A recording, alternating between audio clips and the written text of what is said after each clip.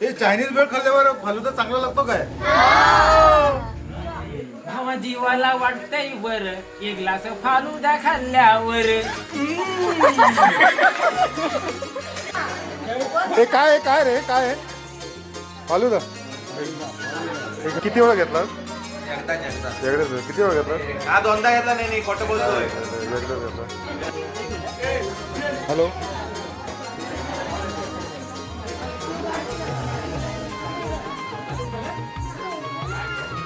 काय काय चायनीज वर खाल्लं तर चालतं ना? कसं आलं कसं आलं? एक नंबर कसं आलं? दाखव कसं लागतं. हा फालुदा रे. हा वा